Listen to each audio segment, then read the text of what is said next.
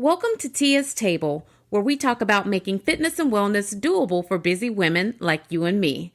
Looking for healthy meal ideas, workout motivation, and good conversation? Don't worry, I got you, girl. Sit back, grab a snack, and let's have some girl talk.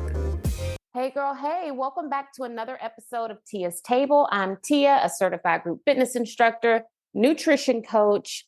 I help women develop healthy habits that align with their health, wellness, and fitness goals. If you or someone you know is looking to develop some momentum, gain the consistency they need to live a happy, healthy life, have them reach out to me. You can do that by emailing me at tiavfitness@gmail.com, or you can always slide into my DMs on Instagram at tiavfitness. I coach women through an app, and I would love to help you get connected with the community over there to start changing your life. Ooh, girl, can we even talk about how I'm remaining on time in 2024? This phone call, I'm just so proud of myself. Pats myself on the back for sticking to what I'm supposed to be doing as a lady who is about her business. So today is a special phone call because it's going to be a three-way call. You know, back in the day when we used to hit up the girls on three-way, sometimes it was a little shady and petty. But this is not one of those. This is going to be a positive sisterhood special of Tia's Table to celebrate my 40th birthday, which is today. Like by the time you hear this, it will be my actual birthday, February 7th. Aquarius season, stand up. This is our time, you know? But before we get into who is joining me on the call, I want to kind of just talk about where I am with food right now. I just came off of a serious cut, cutting like my water and my carbs because I had to look good in a dress last weekend, but now I'm back to eating like normal again. And because I've been eating the same things just like over and over and over again because it's right for my numbers, I really don't even have a special meal or like thing to share. This time, I will just say that I'm looking forward to eating some birthday food. However, I'm a little burnt out on food too. Kind of like I don't really have a taste for anything. I've gotten to that place where I feel like I've eaten all the things. I have been overloaded with flavors, and I really can't sit here and say that I want a certain meal or anything for my birthday. So hopefully between now, when I'm recording this, and on Wednesday, when my actual birthday comes, and certainly by the time the weekend comes, hopefully I will have developed a taste for something specific. But right now, I'm just like tired of food, tired of thinking about food. Don't even ask me about food. My son asked me what was for dinner this morning at breakfast, and I could have slid down a wall with tears streaming down my face because, sir, it's 6:50. Why are you concerned about something that doesn't happen until 6 o'clock tonight? Where are your priorities, mister? Get ready for second grade and get out of my house. So that's where I'm at with food. So let's get into our main topic today. Joining me on a very special episode of the podcast is my good sister girlfriend, Hey, girl. Hey. Hey, girl. Now, many of you might know Amber from social media. Her Instagram is from Carpools to Cocktails. Amber has a fabulous coffee story time every morning where we all chat about things that are going on in the world and like pop culture, serious issues, like everything. And we just kind of shoot the shit in the morning before we get our day started, you know? Yeah. So Amber, who is a writer, creative director, full and ready all the time for my shenanigans anyway. My shenanigans from all the way over here on the East Coast. Amber is on West Coast time. Yeah. And I always tell Amber, like, ooh, girl, sometimes when I'm full of the shenanigans, I have to remind myself, like, oh, Amber doesn't wake up for another 3 hours. So we're not going to message her or ding her because that might wake her up. But then as soon as I know Amber's up, I'm like, Amber. And I'm like, yes, let's go. Oh, what do we got today? Like, Amber, girl. Amber and I shop together a lot. Yes. Virtually, we help each other shop and pack for trips. It's amazing. It's the best. Love Amber to pieces. We got to finally meet in person over the summer. And that was Yeah. like so good to my little soul.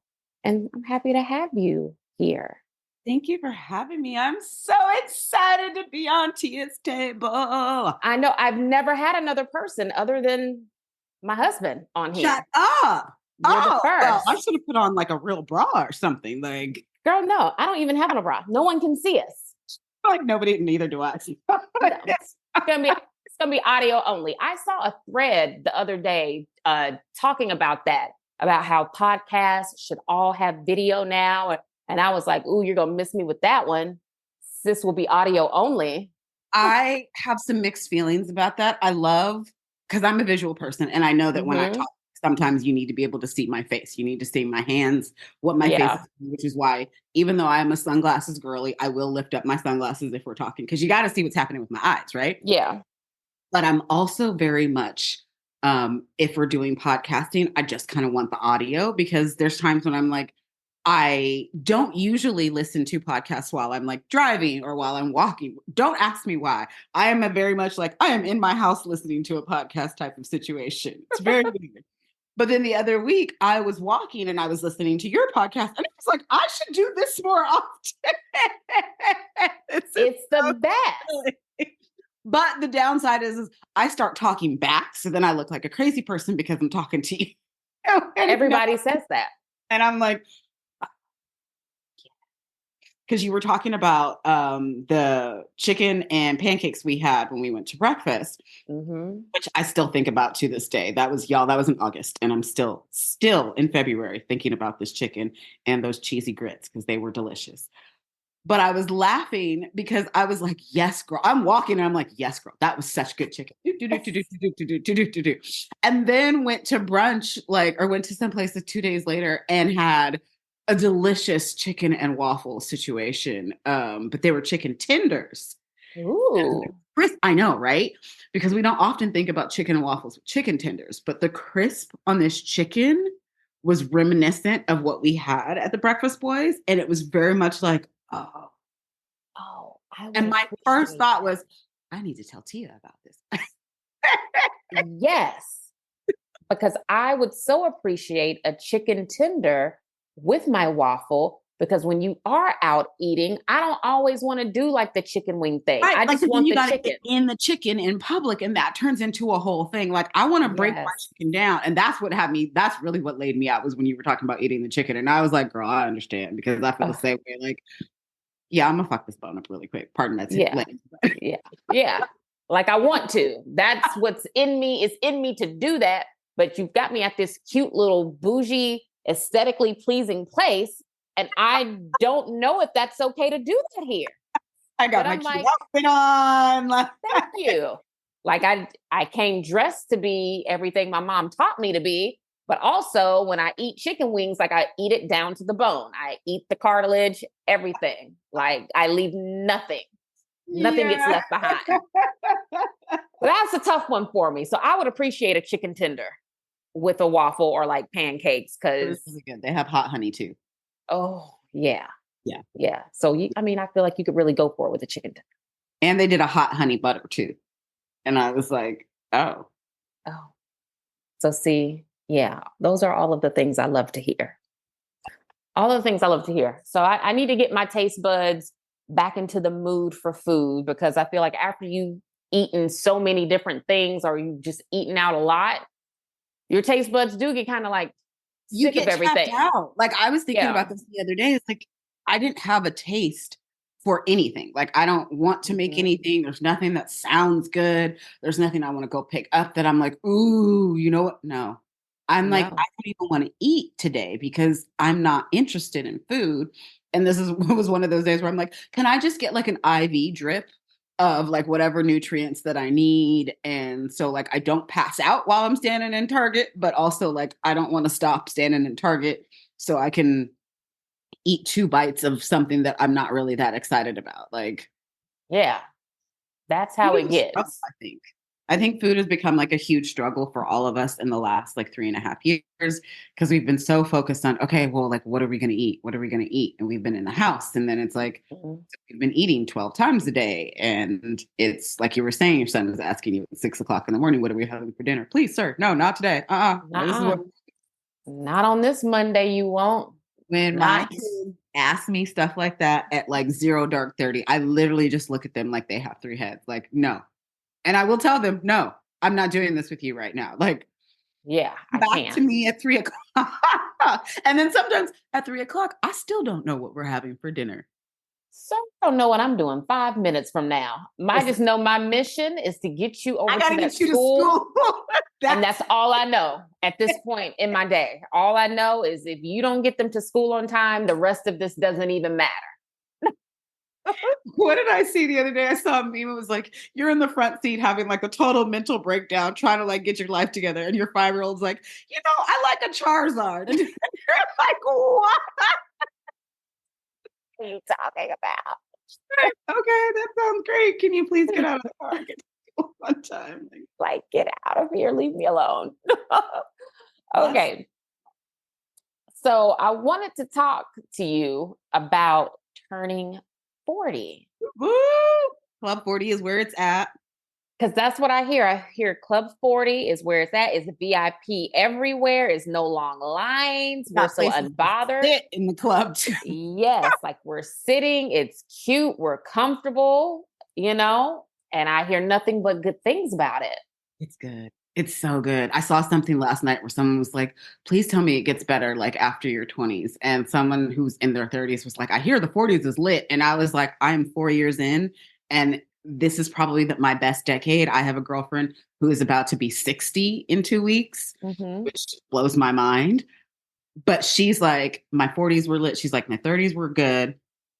But like, she's like, 30s and 40s were lit. She's like, but my 40s were just lit because I felt so much freer. And I'm like, yes. Yeah. Everyone I know is like, listen, the levels of F's that you do not give anymore, and not just in regard to like petty stuff, but it's literally like, hey, you know what? You are that person where you're like, you know what? I'm over 40. I'm not doing this. I'm 40. I'm not doing this. Like, yes. And I feel like that's my new mantra. I have two mantras right now. You've probably heard me say one of them already. But one of them is like, oh, I'm 40. I don't do that. Like, no. Mm-hmm. But my other one is like, sir, ma'am, I have 3 kids and 2 dogs. yes. So asking me to do anything extra, it's a strong no. Little circus, because not only do you have 3 kids and 2 dogs, you have 3 completely different children. Completely different. Everybody's on their own little trip right now. They're all having of them. their own personal journeys. And then you got 2 wildly different types of dogs too. Not like I have 2 of the same dog. You have like the most extreme opposite. And I feel like no one really knows that or understands it.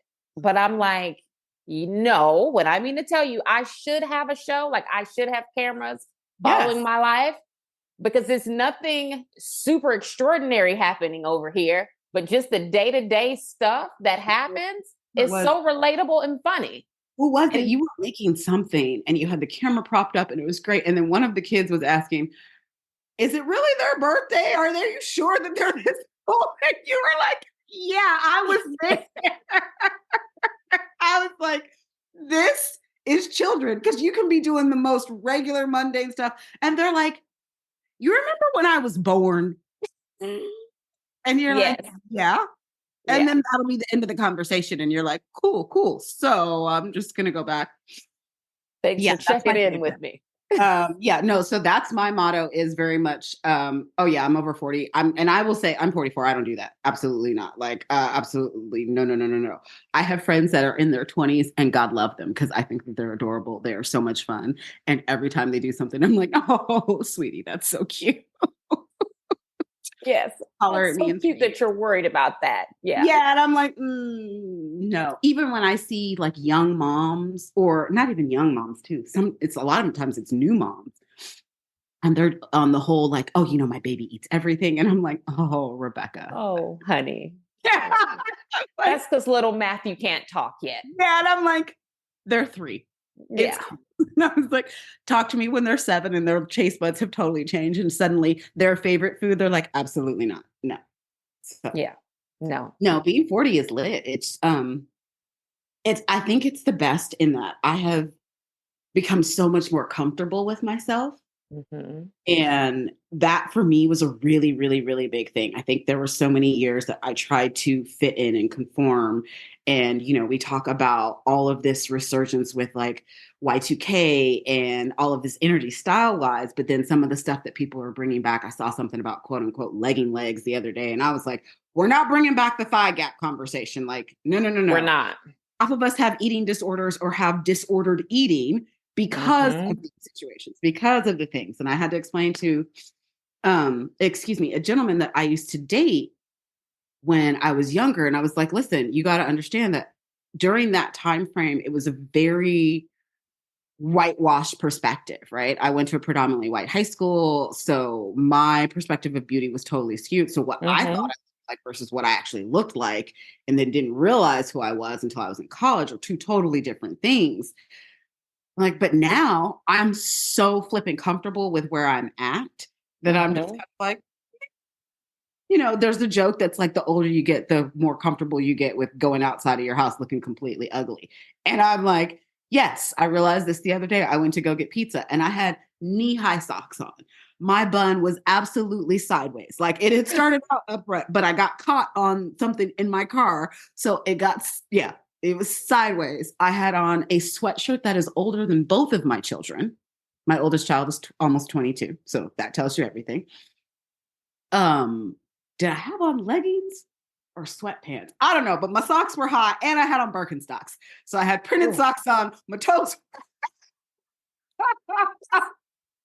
And I was like, just going to get my pizza. Because it's not that deep anymore. I feel like that's I look at it as I'm a mom on a Saturday night. Clearly, I'm not out trying to catch. Like, right. Yeah, absolutely. And I feel like that is one of the things that I have gotten more comfortable with.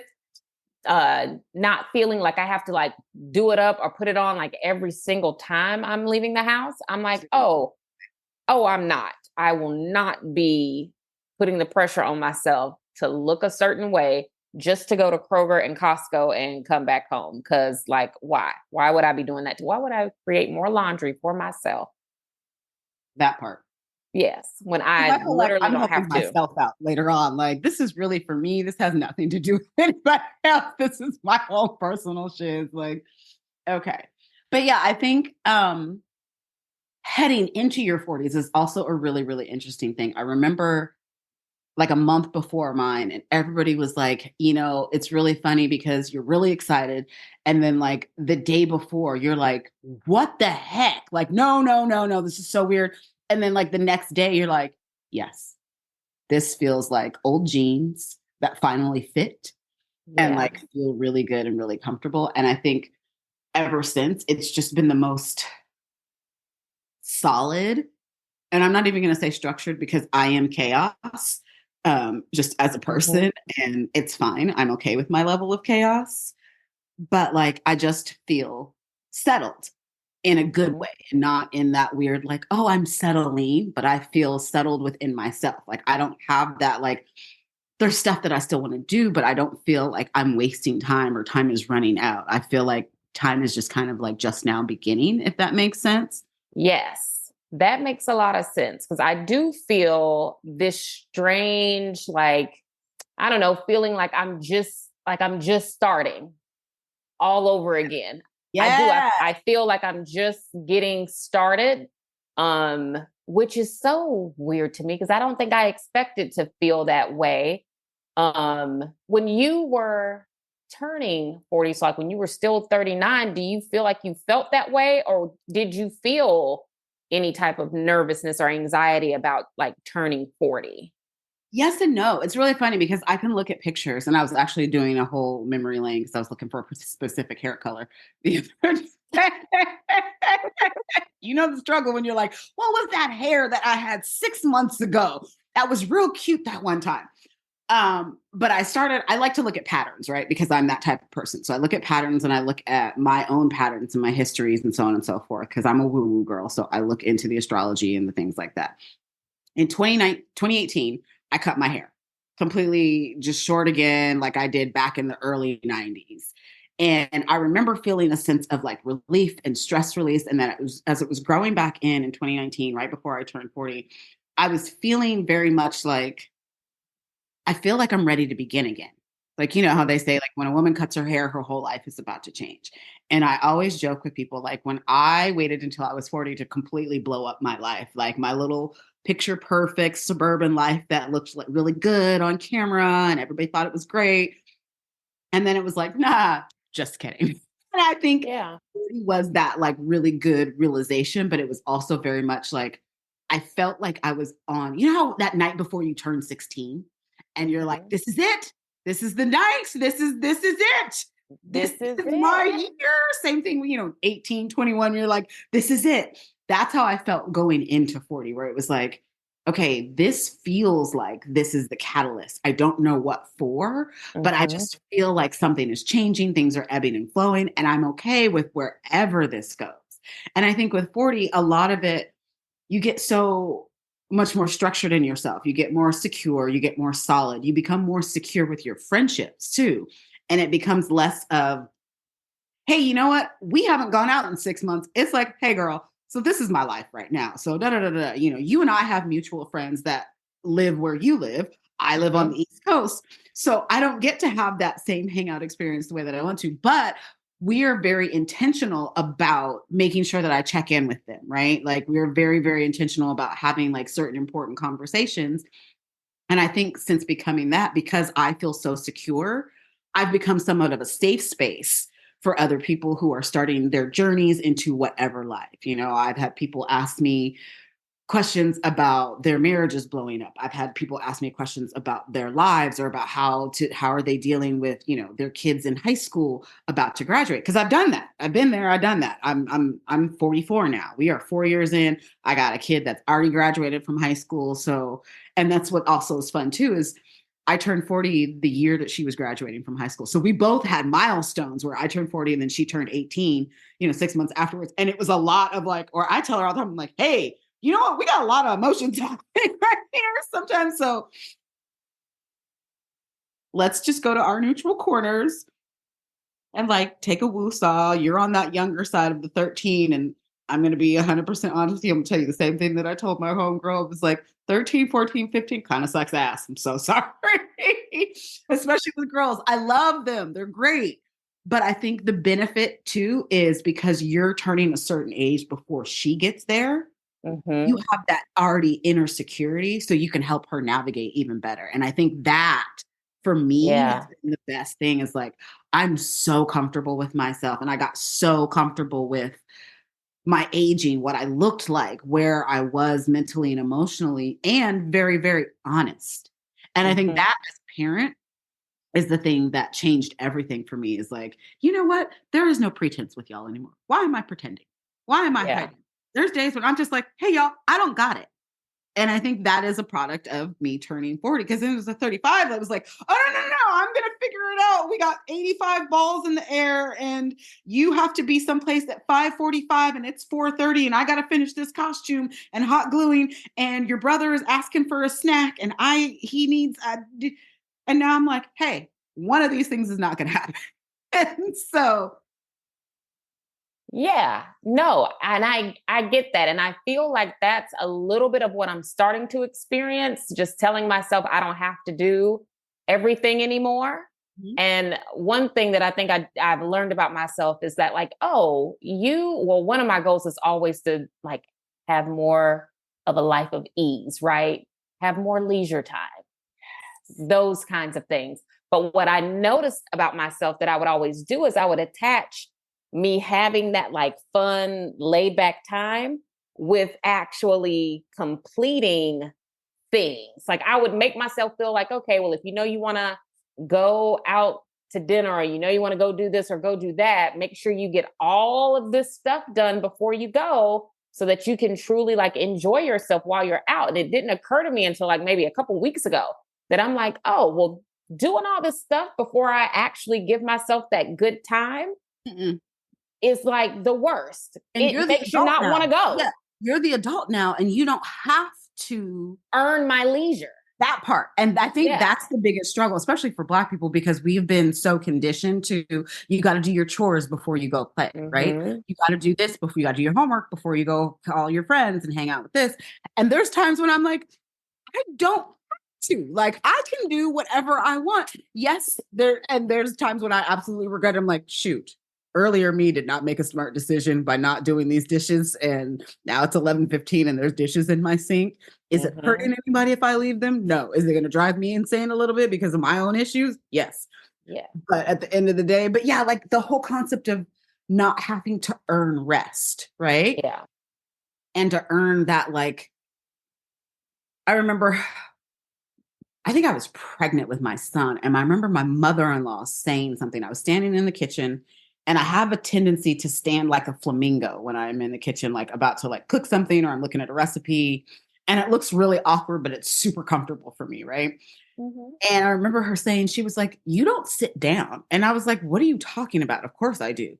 And then like literally after that point, I realized, she's like, I don't sit down. I'm literally Oh just yeah. buzzing, buzzing, buzzing, because in my head, I'm the mom. I have to be up. I have to be busy. I got to be doing all the things.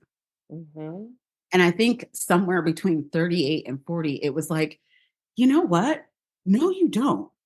You really, Mhm. really, really, really don't. I saw something, I think it was last night, about not rushing. And I was like, yes, this feels like my whole life right now, where I'm like, I have time anxiety, and I have somewhat of a time, because I also have time blindness. And I used to be married to someone whose time does not exist for them. So Mhm. it's like super frustrating. And then I had a dad who was very like, if he says he's going to be there at 4:15, he's going to be there at 4:01. So you better be ready at 3:59, right? Yeah. Like, Yeah. so I have met like all of these people in my life. I have all this weird like issues with time. So I'm always like, okay, and I had to get to the point of like, you don't have to rush. You are 40 years old. You are allowed to slow Mhm. down and go at your own pace. There is nothing that says you have to do this. You have to do it at this time, at this cadence, even. And even when we're going to pick up kids from school, we're like, oh God, okay, I gotta go. I gotta get this. I'm like, you know what? They're not going to melt if I'm 3 minutes late.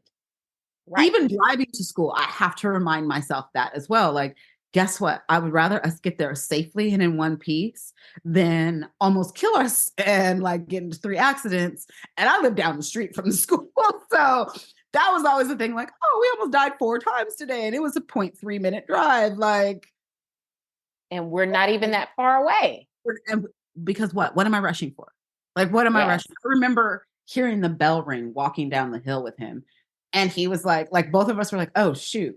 And I kind of looked at him and I was like, well, it doesn't matter, because one, we're across the street. Two, what are they going to do? Mark you more late? Yeah. Like not stressing about the stuff that you know won't really even matter in the grand scheme of things is something that is And come I to think me.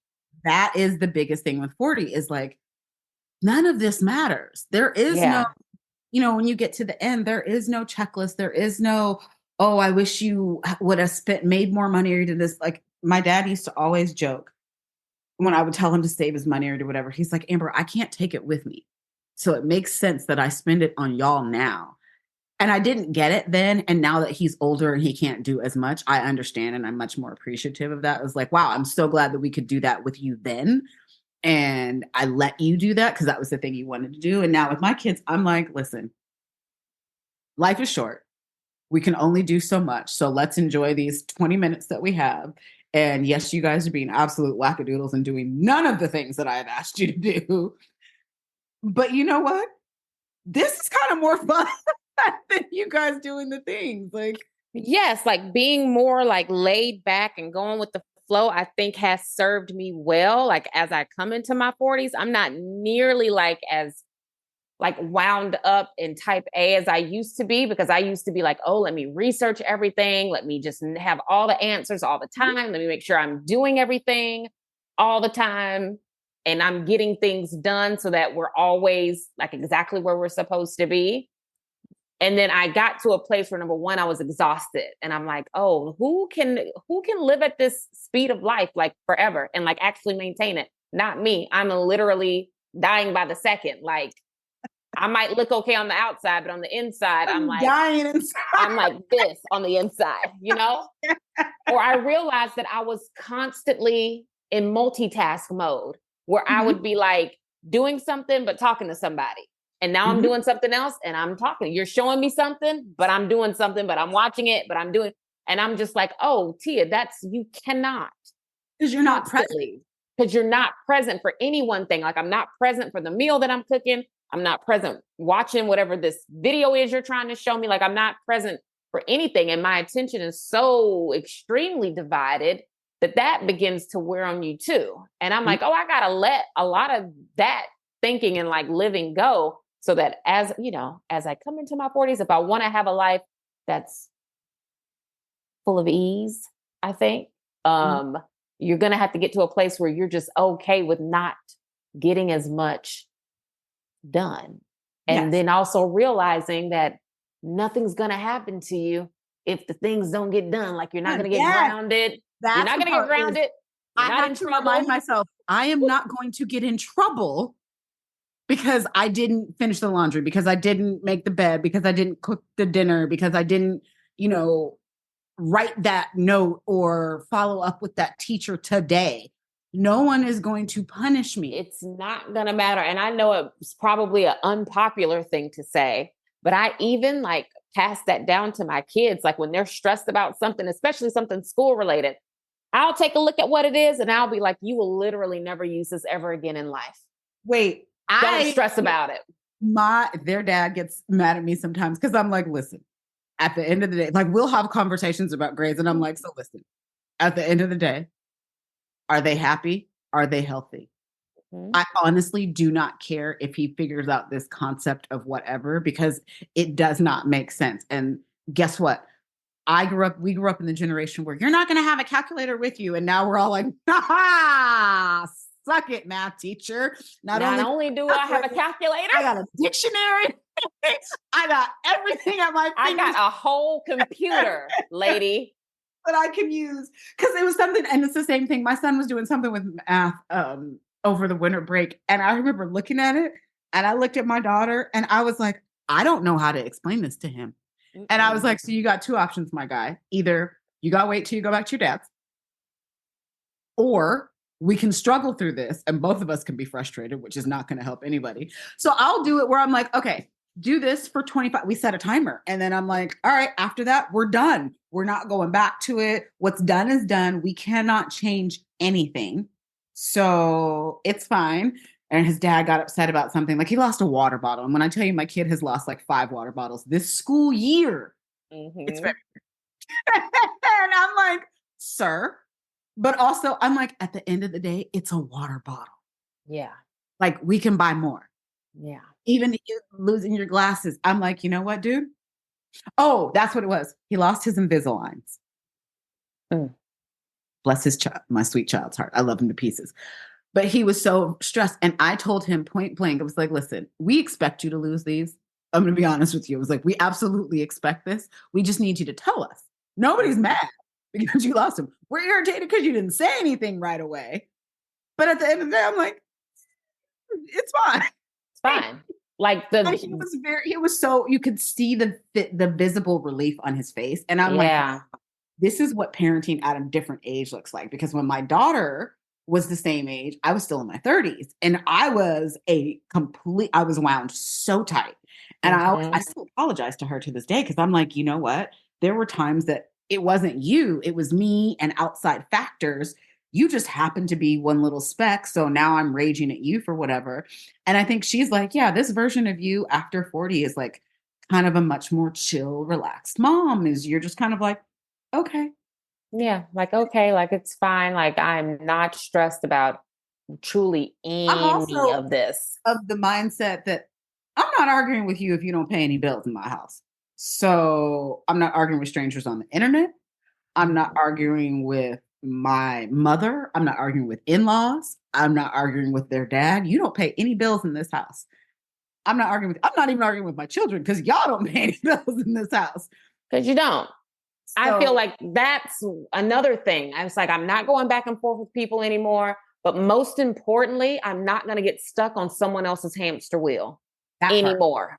Mhm. So, like, if you've got something going on and you want to like vent to me about it or share it with me, that's cool. I will listen, like, whatever. But when it gets to a point where now you have that, like, I'm in the hamster wheel with you and we're just going round and we're not going anywhere, I'm like, oh no, I have to pull back and I have to get off your hamster wheel.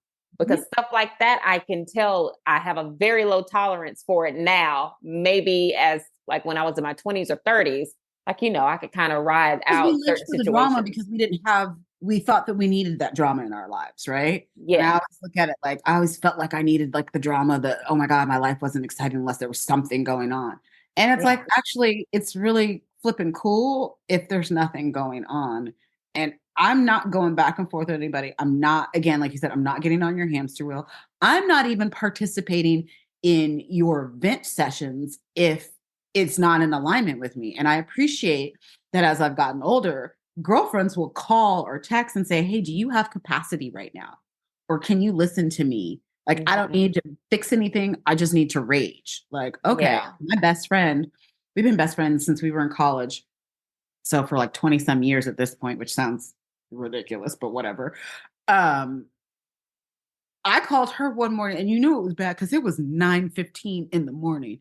And she picked it up and I said, what are you doing? And she was like, oh. And I was like, I was like, I need 10 minutes right now. And she was like, hold on, like, let me get situated and comfy. And I was like, all right. And she's like, go. And I was like, I'm like, all right, now I'm done. Like, I don't want problem solving. I just want to get it off my chest. And then we can go about our day. Literally the next morning, she's like, are you busy? I was like, ooh, no, hold on. Let me reheat my coffee really quick. It's like, well, what are we getting into today? Right. And then it's like, Yeah. okay, we have capacity. I don't have time or energy, and I don't want to give up that energy. And I think that's also the thing, too, is like I was saying, I'm more settled, but I'm very much more selective in who and what I give my energy to and where I focus it. Because it's like, again, like I said, at the end of the day, it doesn't really matter. And I hate the phrase at the end of the day, at the end of the day, but it's But it true. doesn't. Yeah. No, it really doesn't. But I think people probably don't know how to get to that point where they're like being more protective, maybe over their energy and how they allow other people to transfer or maybe project certain things over onto them. And I feel like as I'm getting older, I have also learned how to do that, like be a gatekeeper of my own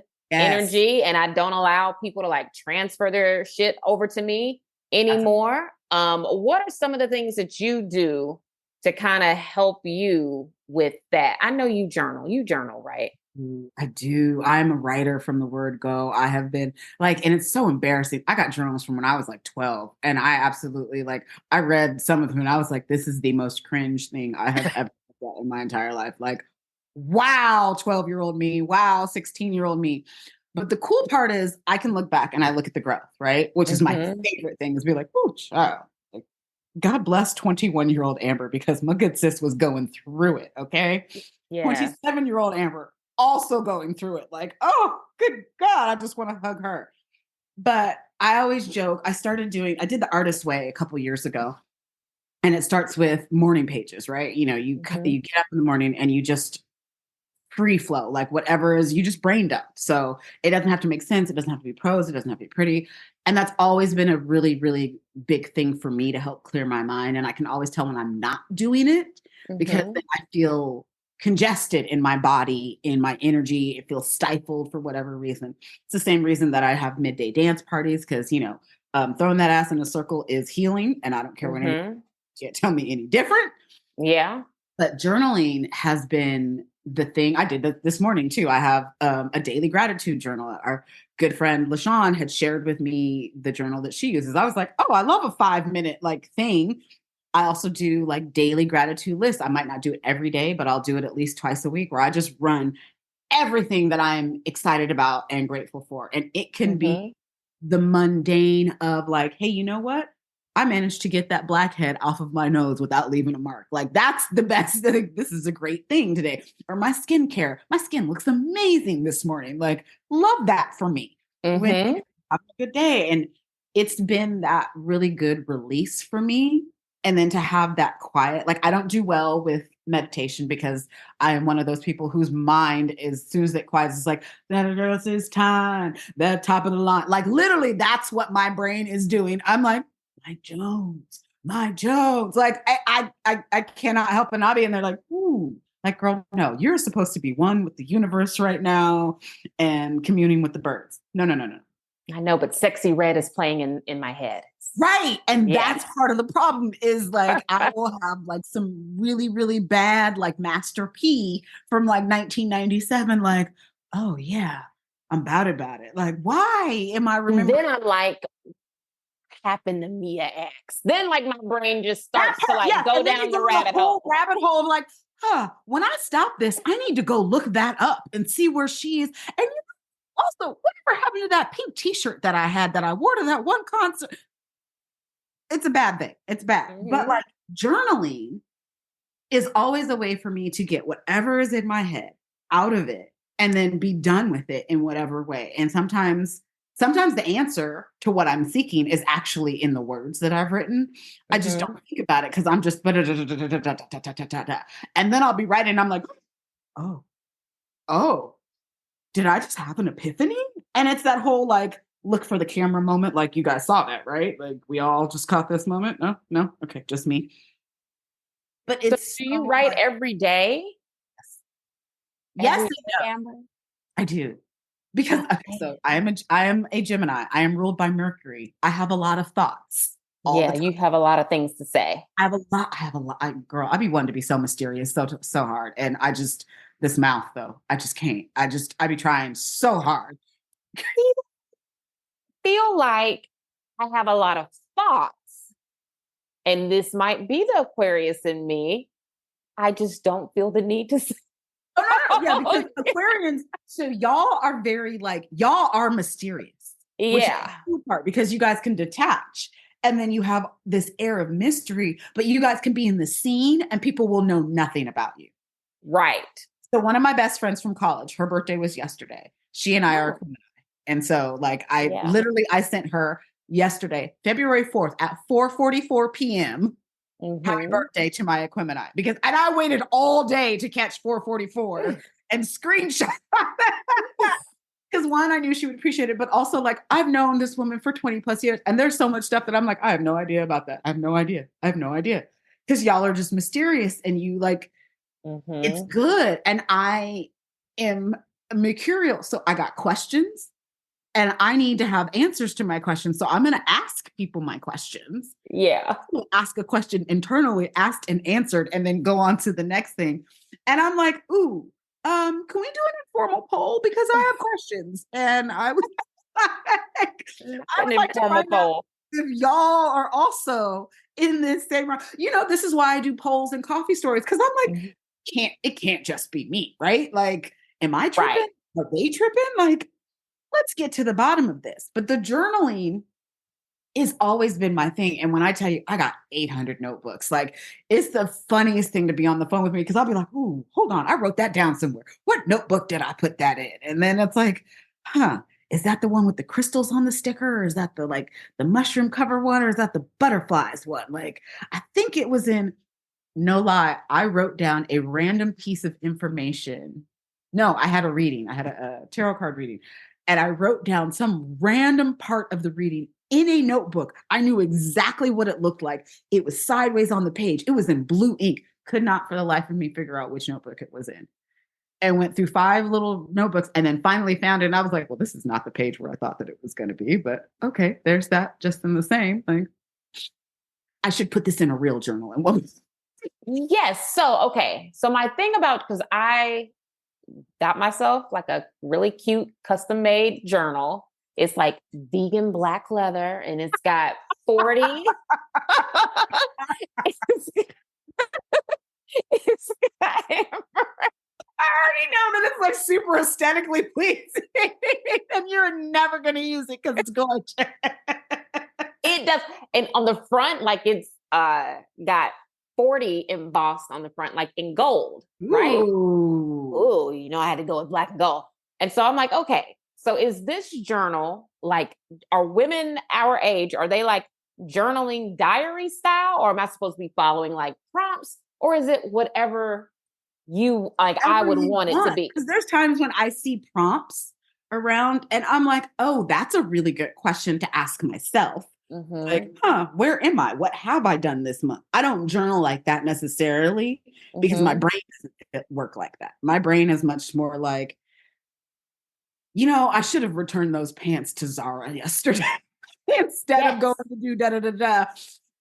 But then like I'll figure out a way to relate those pants to Zara to whatever existential crisis that I have going on somewhere in between of like that thought and like, where am I going with my life? There's an answer in there, but it's just me scribbling down. And some of it is the most vapid stuff. Like I've gone back and read it and I'm like, anybody who reads this would think that I don't have a single like brain cell in my body. Like, what is it? Like, it was 1 month where I was like, this is literally like I was dating at one point last summer and stuff. And I was like, oh my God, this is like reading like my 17-year-old journal where it's like, he called me today. But Amber, that's what I'm saying. I'm like, okay, in my mind, right?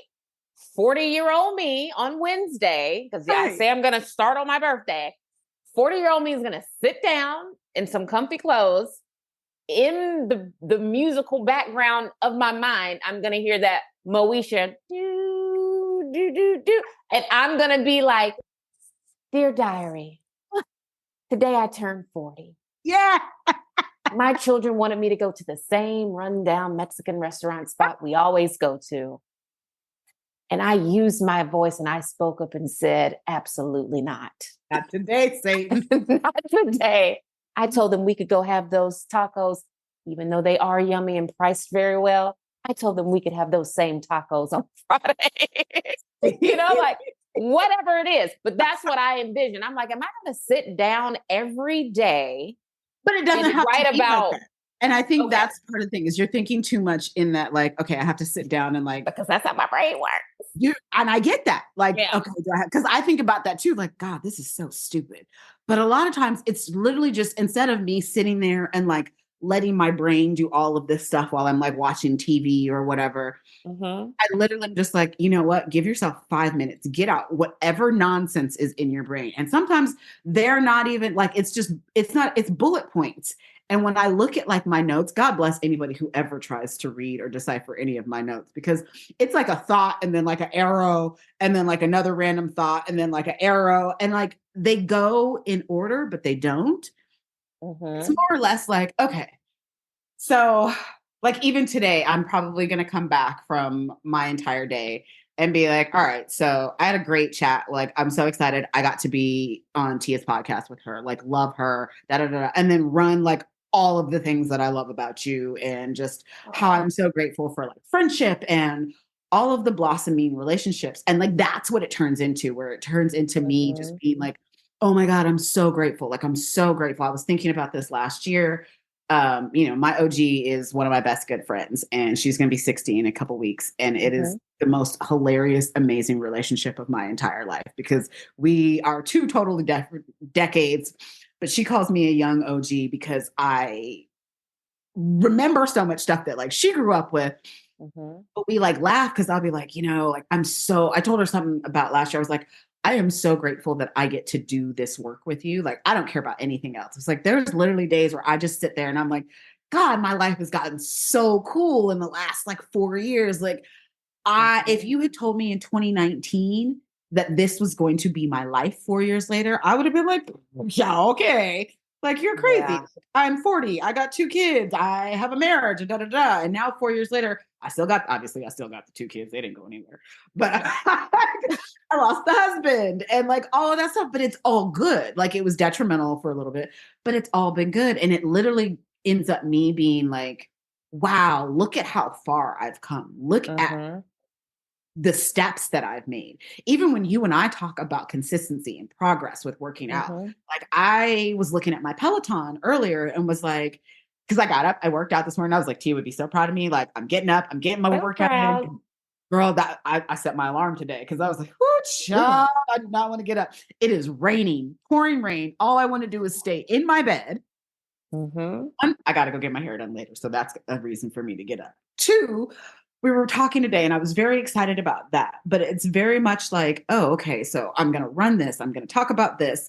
And this is where we're going to be in this moment of gratitude of like, wow, your life has shifted. Look how far you've come. Look Mm-hmm. how great things are. Look how well your kids are thriving. Give yourself Mm-hmm. a pat on the back for that stuff.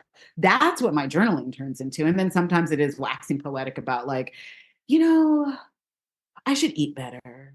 Or I feel like I need to get into a multivitamin and things like that. But like I said, like I'm so grateful that a lot of my journaling really looks like, I had a really great conversation with so and so on like the interwebs today. And like I live for the voice clips back and forth. And like, I'll be hanging out with a friend and they'll be crying laughing because they're like, you talk to so many women and they just send you all these voice clips. And I'm like, it's my favorite. Cause I'll be like, hold on, I get to get to a quiet place so I can listen. Like, oh no, I need earphones for this because this is an NSFW. I left LaShawn a message the other day and was like, oh no, I said something about how I will leave a voice clip and then I'll send a follow-up. And also I am NSFW and not suitable for kids, husbands, or work. Cause like, oh, you don't. There, I have a girlfriend. Her daughter hears me and is like, oh, that's Amber. And I'm like, no, no, tell her like close your ears, because Auntie Amber goes off on a tangent over here, and this is not appropriate for a 4-year-old. Like, Right. but this is why we journal, so we can get some of that word vomit out. Yes. And like your thoughts have a safe space.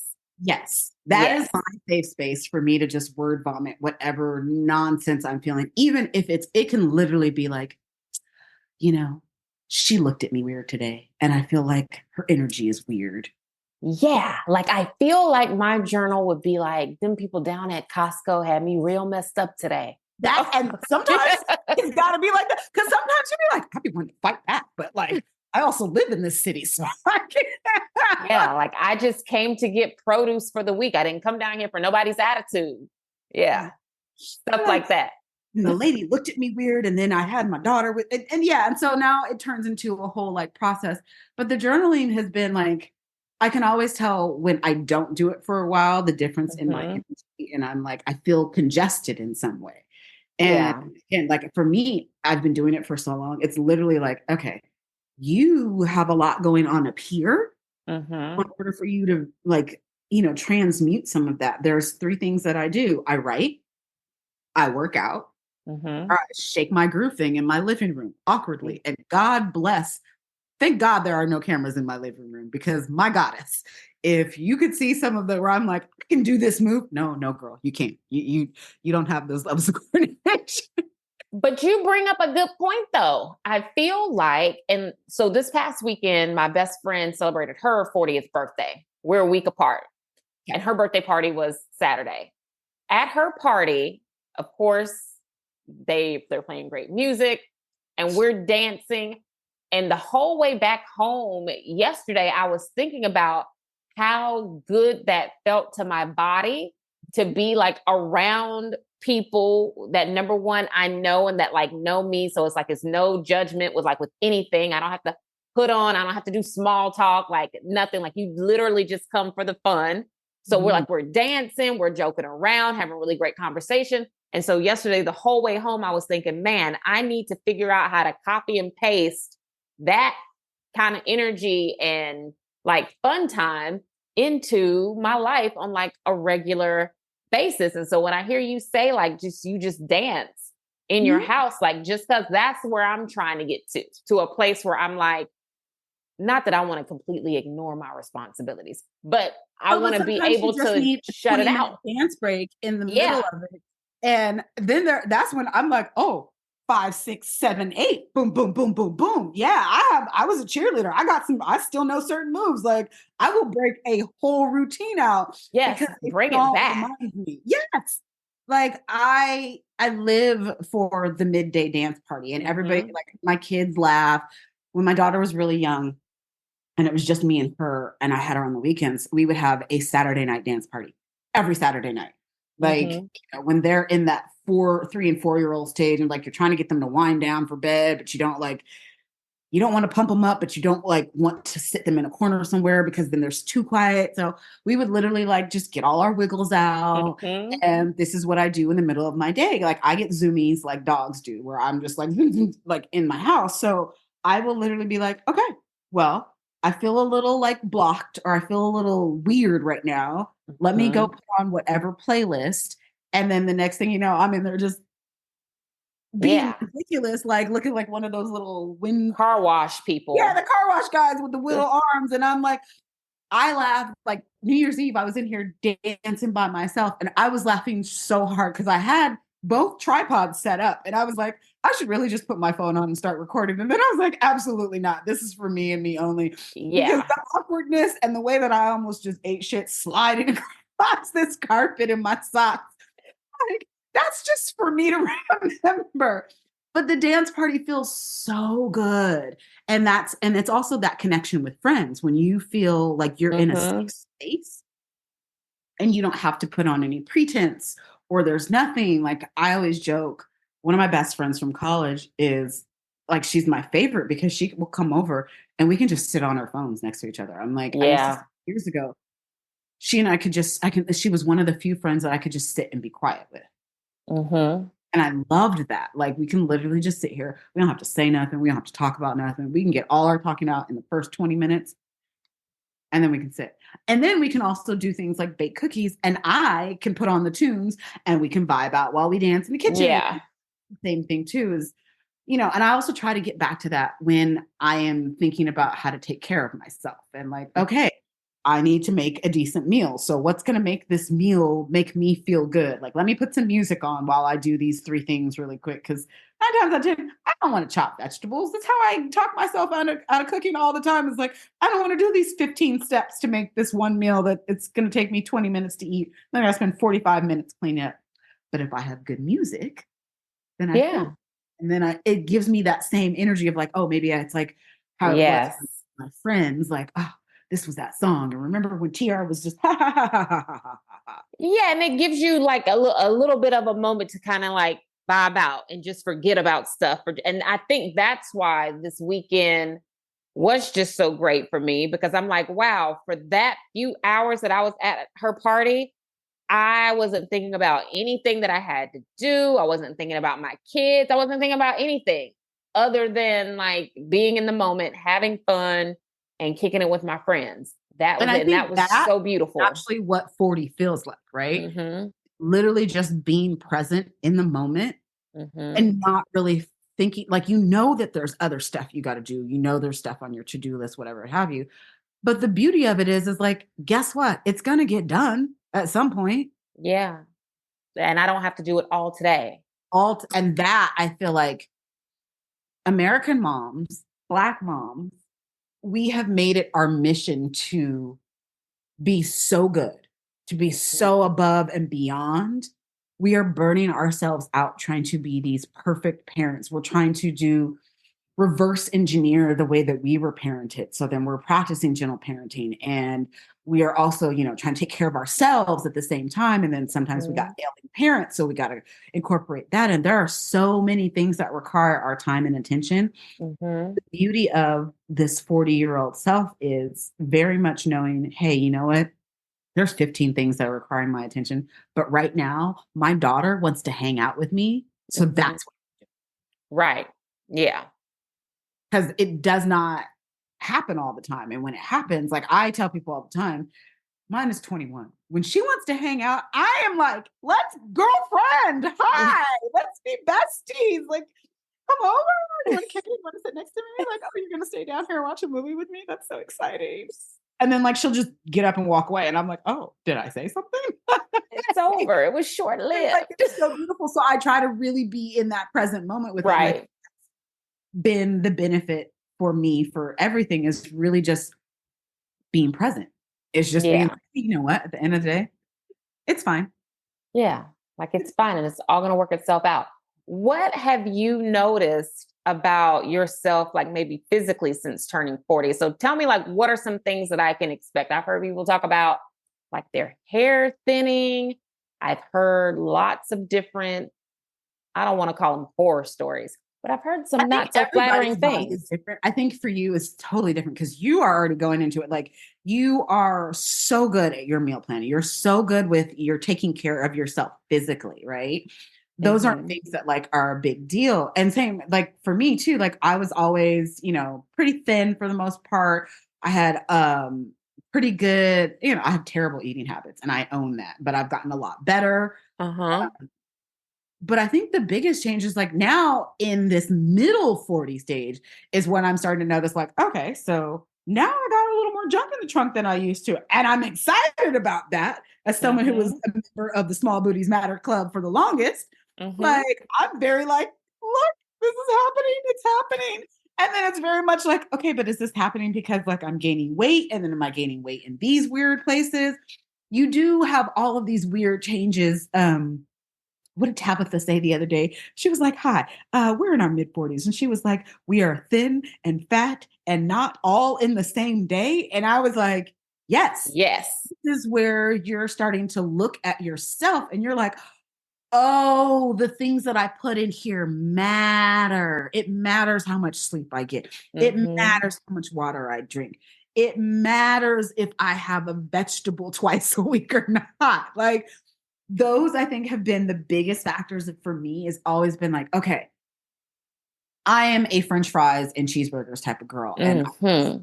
not stopping anyway anytime soon. But I'm also very much like, okay, if I ate French fries and cheeseburgers 3 days this week, I also need to like combat that with something. And I think for me, the biggest thing is like it's not going as fast. Where I'm Mm-hmm. like, okay, like 2 years ago, it would have been like, okay, so I'm just going to reset my calories or like do a calorie deficit or whatever for a day or two. And then all of a sudden I'm back to where I think that I want to be. And I'm like, great. So then I can just start toning and doing whatever. And it's not quite like that right now. And I'm like, Right. huh, this is new. This is interesting. Like I had to have a come to Jesus conversation with myself in the dressing room the other day. Like, okay, so there was a time when you could literally just pull stuff off a rack and you were like a coat hanger and everything just kind of just fell and fit. One, do not go shopping when you're in the middle of a weird weight situation and you're not 100% sure, but Mm-hmm. don't do that to yourself because now you're overanalyzing and you're overthinking. Two, you're in a different place. You are 44 years old. You are not 34. You are not even 40 anymore. You are literally Yeah. place with your body and your needs and your body's needs have changed. And Mm-hmm. we had a conversation a couple weeks ago about vitamins. And I was like, wow, I didn't realize that I had not been taking a multivitamin for like 5 years because I give the kids vitamin every day. Mm-hmm. They get theirs. I take my elderberry and I'll take a vitamin C, but I don't think about like putting nutrients back in my body unless it's with like, my microdosing mushrooms or any of those like adaptogen packets where I'm like, oh, I'll take this for today. Da, da, da, da. So I think for me right now, it's like, okay, what feels good for me? What Right. feels good for your body? And what's been feeling good has been consistency with doing something, right? Yes. Now that we're in like the rainy season in California, that puts a damper on me, like going for my hot girl walks, which I love.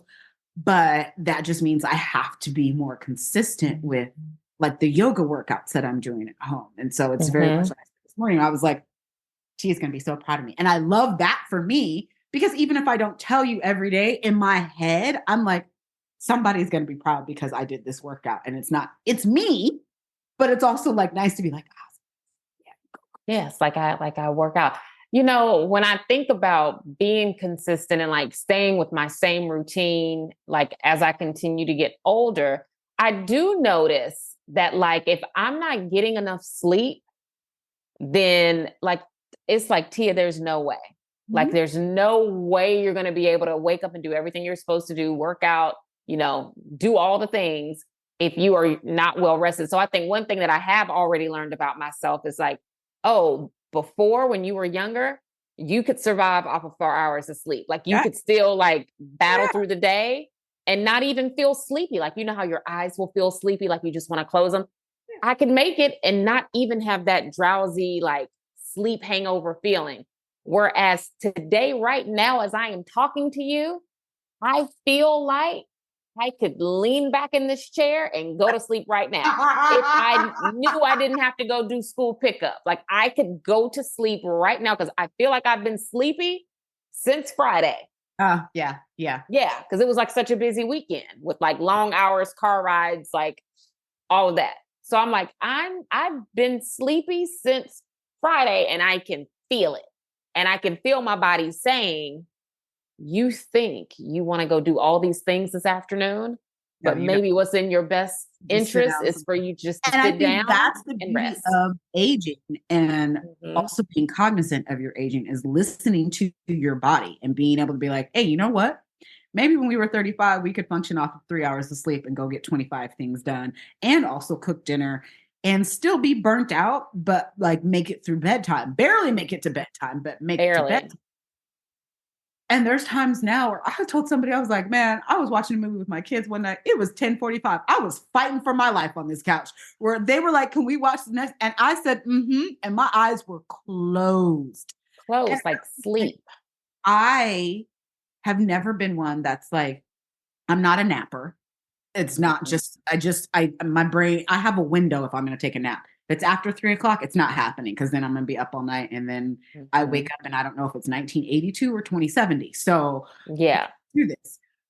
But like the whole understanding that my body needs rest and needs to just be still and being okay with that. And again, my OG taught me that because there's times when she's like, I'm not doing it. I'm not doing a mother effing thing. And I'll be like, yep. And then I'm like, you know what? Why am I harassing this woman to go do a thing that she don't want to do? If she don't want to do it, we're not doing it.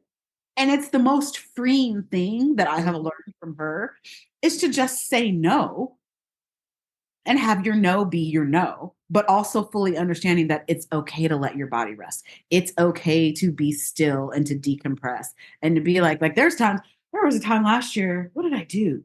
I went out one night. I had a hair appointment at 10:00 in the morning. So I had to take my hair down after I went out. I didn't go to bed till like 2 or 3 in the morning. And I meant to take my kid to school that day, go get my hair done, do a full day of work, and went out to dinner later on that night. And I remember on the drive home being like, oh dear God, my eyeballs are on fire. That's me today. I feel like, oh my gosh, Tia, you were up until 3 a.m. Sunday morning. Like the party was Saturday night. You were up until the wee hours of Sunday morning.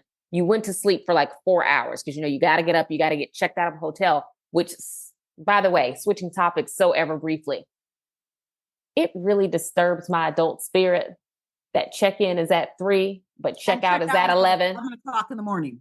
Because you don't even get 24 hours. I'm like, you didn't even give me a full day. It's also, literally a night. The concept of checking out is dumb.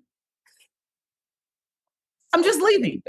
I'm just leaving. I'm just going. Just leaving. You don't need anything from me. Because you already got my money up front. You already got my card on file. Like, what are we doing here? Like, what are we doing? The whole concept of a 3:00 check-in is like, wait a minute.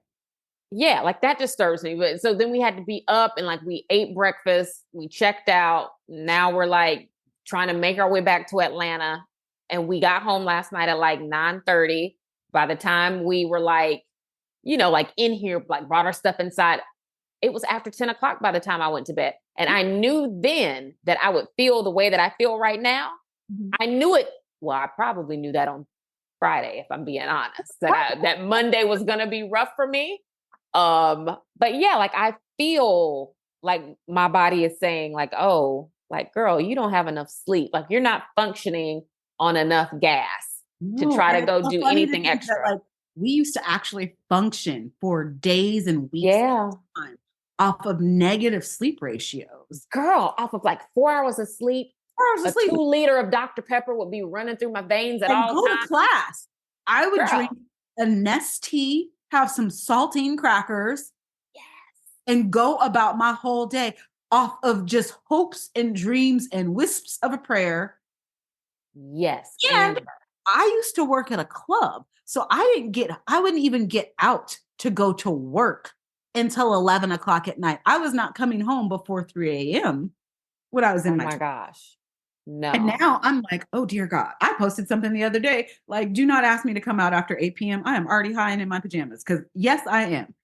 I was in Yes. full pajamas with tea the other night at 7:45. And I was like, I don't know who I am, but I'm not mad at But her. it's like I love that for you. And I know around here and people that know me feel like, dang girl, you still make your kids go to bed so early. And I'm like, yes, well, I have to start the going to bed process for them early. If there's even a slither of hope for me getting in the bed at a decent enough time so that when my alarm clock goes off at 4 or 5 the next morning, it is not like, like a shock to my system. I have to be in bed early. And I have No, also sleep, I learned think, that. is one of those things that, like, again, you get older and you realize, wow, I wasted all of these years not napping.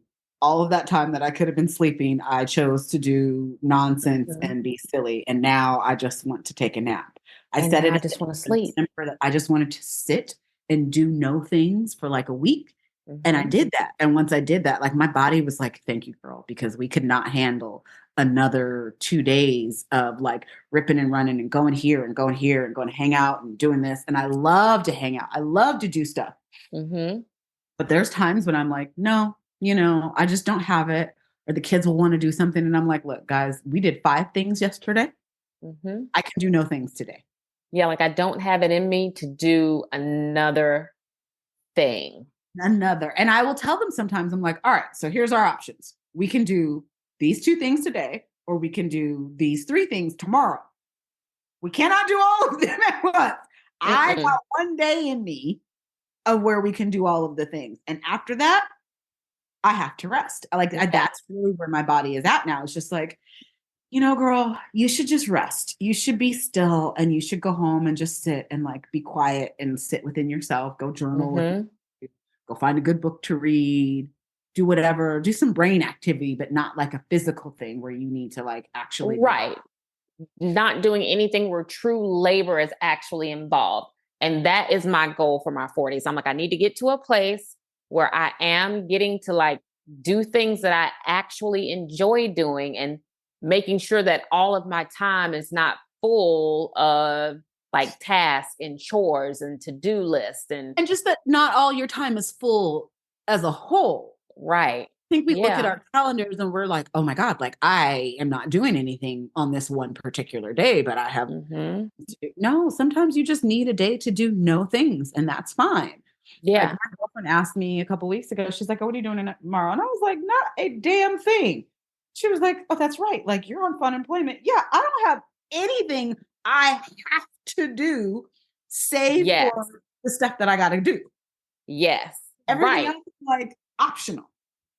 And that's where I need to get to. I need to get to a place where my time is just not full or it doesn't feel full, or I don't let the pending list of things to do overwhelm me to the point where I become like so stagnant in doing the things that I know my body will appreciate. Mhm.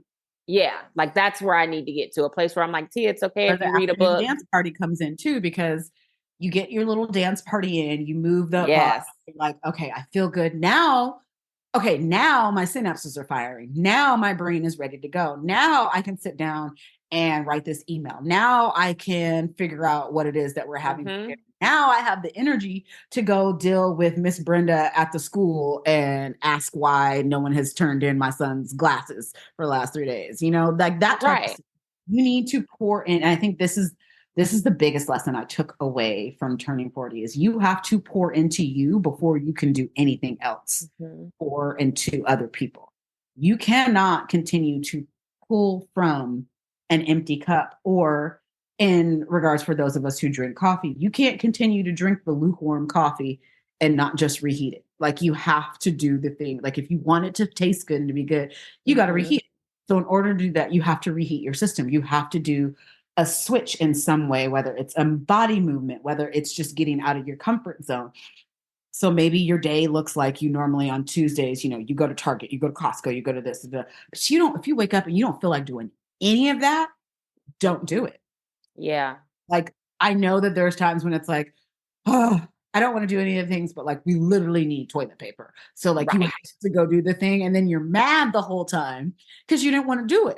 Those Right. are the times when I'm like, okay, can I really, how much toilet paper do we have in the house before Yeah. I decide, like, is there at least 2 rolls in every bathroom? Cool. So we don't have to go. Like, we're not down to Today. our last roll and 3 pieces of toilet paper. Like, it's not going to kill me if I don't go today. Because maybe Right. today is not the best day. And then you go, maybe you go the next day and guess what? They got a deal on the thing that you were looking for, or the smoothie cups that you loved are back in stock. And I always look at it like, you know what? Because I didn't do the thing yesterday, something else is going to happen tomorrow that's going to be just as great. That's going to make up for me not doing whatever small thing. Like, Right. Yeah. I didn't go to Costco last week and I absolutely needed to. And then when I finally went, they had Connect Four, the giant size, for like $70. And I was like, oh, Cute. sold. I Yeah. did not need a giant Connect Four. Still buying it anyway.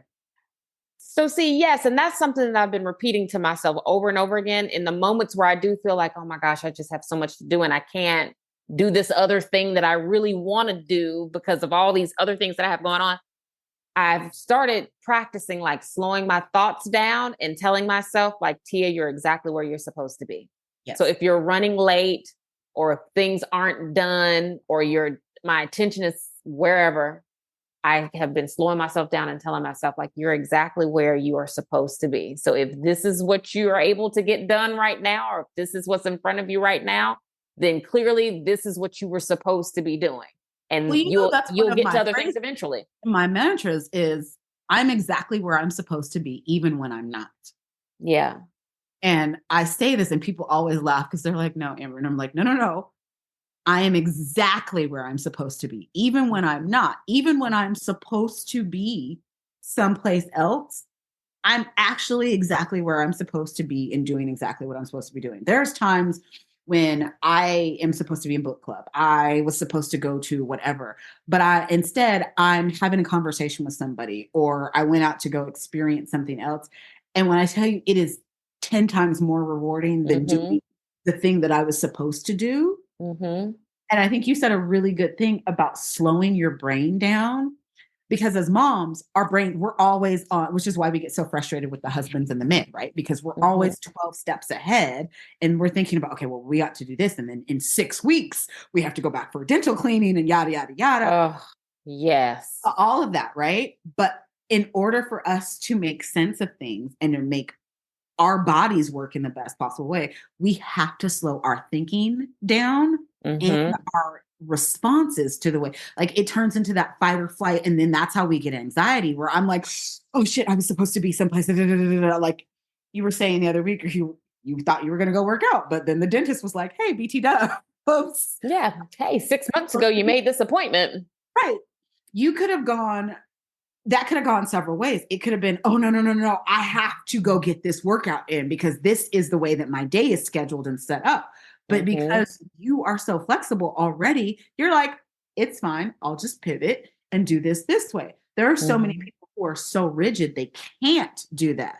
That would have thrown their whole day into a tizzy or a spiral. Or they would have been stressed about being on the other side of the world and not being able to get to the dentist and been like, okay, now my teeth are going to fall out because I didn't go to the one cleaning and yada, yada. And that turns into a whole spiral that comes with shame, that comes with self-sabotage. It comes with scarcity mindset. All of these things play a huge factor in our day-to-day. And I think the beauty of getting older is you're just kind of like, yeah, like it'll be fine. And I used to be that person. I used to be the person that was so rigid in like my schedule and my list and like all of that on a day like that, I would have been like, oh, nope, I'm already like dressed for the gym. I'm already like in my car on the way. So I'm not switching up my day for this. I'll just reschedule that dentist appointment. So I do see some growth in myself because I'm like, oh, wow. I literally was just like, okay, no, fine. I'll just go home. I'll change out of my gym shoes. I'll put on some boots. I'll go over here. I'll go to the dentist. And since I'm on that side of town, I'll go ahead and run errands over there that I was gonna do like later in the week. We'll just flip everything. I'm Right. like, So you're Tia, just it'll be fine. schedule. Yes. Yeah, like it will not like the world is not But gonna I come think to an that end. younger version of us, especially because, when you have young kids and you're doing all of the things, Mm-hmm. you're so focused on the schedule. And the schedule is the schedule because we cannot deviate from the schedule. And I don't know if you're Right. mine, like they require schedules. Like Mm-hmm. my kids are, I always say that we operate within like, I don't like rules, but I will work within your rules. So Mm-hmm. I'm a square, but I'm doing everything with every which way inside of the square, opposite of what you want me to do. But I'll work within your little square. And my Mm-hmm. kids are like that. They require the structure, but as I've gotten older, they've had to learn to adjust and to go with the flow. And I've had to learn to adjust and to go with the flow and not be on that whole, because there's gonna come a point where you're like, okay, so I have all of these things. I gotta go do this, we gotta do this, we gotta be here, I gotta go pick up this kid. And you go pick up the kid, and the kid's like, oh, by the way, I have a club meeting after school. Girl, by the way, I have a Black History Month project due in a couple days. I have a brown paper bag and I'm supposed to fill with all these items based on the Black History like person that I selected. I'm like, okay, bro, well, who did you pick? I don't know, mom. I was hoping you could help me pick somebody. I said, so basically what you just said to me was, I have a Black History Month project that Yes, I need to project, and you need to figure out how to find something to put in your little brown paper bag so you can take them back to school and basically do like Black History Month show and tell. Like, like be for real, teachers. Yeah. Why don't y'all just teach Black history instead of having these children? We don't teach that. That's something that we have to learn from y'all. We refuse to do that. Oh, don't even get me started on that. I'm like, because y'all could just make this part of the curriculum instead of having these babies show up to school with boxes and bags full of items. Yeah. I'm like, sir, because I think he's going to do Shirley Chisholm. That's also the thing for me too, is because now you're making parents do more work and you're stressing out. And again, the burden of that work falls on the default parent, which is usually mom, which is why we get so stressed out. There was, I think the last project we did is California kids have to do a California project or a report every year. And so we did ours on In-N-Out. And I would tell you, when I tell you I was hot gluing stuff and I had hot glue all over my dining table because I would tell him, don't touch it. Don't touch it. I have worked really hard on this project. Like I did this. This was my life. But it is that like, especially with kids, because we have our mind. Like I would have like, okay, I'm gonna go pick up the older kid, go do this, and then inevitably, I used to have like absolute panic attacks and stress because I would be like, where are you? And she's like, oh, first of all, if you're sending me, we're gonna fight. We're just gonna fight off GP. Like, yes, because like, what is even Yeah, like square up because what do you mean? I have a plan and a schedule and you're throwing off my schedule. And then I got to a point where I was like, okay, where she would literally tell me, and I mean, it would be 6:00 at night. And I'd be like, are you ready? Because she had theater. No, we got to go do whatever. Da, da, da. Yeah, all right, girl, whatever. Like, I don't have time to be stressed. I would literally be like, hey, so you're on your own for dinner because your brother and I've already done this thing. I'm not doing it again. I'm not doing it. I'm not pushing my schedule. And I had to learn to be more flexible. They had to learn to be more flexible. And I think it's just a part of getting older where you're just like the level of F's that you give once you hit 40 years, you're like, and that goes for kids, school, husbands, dating, friendships, not quite friendships, neighbors. The freaking postman where I'm like, hey, so I noticed that you dropped their mail off, but you skipped my house. Like, I'm now this person where I will just say whatever, and I have no qualms about it. And I think it's a beauty in getting older and getting more comfortable with yourself. And I really just feel like that's what the thing about 40 is everybody talks about, oh, you just don't give any F's anymore. And like this happens and this happens, but like your body changes. And it does. But I think you just become so much more settled and comfortable in who you are that the outside world no longer has that noise factor for you. It's not, this is telling you, you need to look like this. You need to have this body. You need to do this. You need to, you have to be this thin if you've had kids, and you can't look like you've had kids, even though you've had 3 kids, but you can't also spend all your time in the gym because you've had 3 kids and you don't want to look like you've had kids.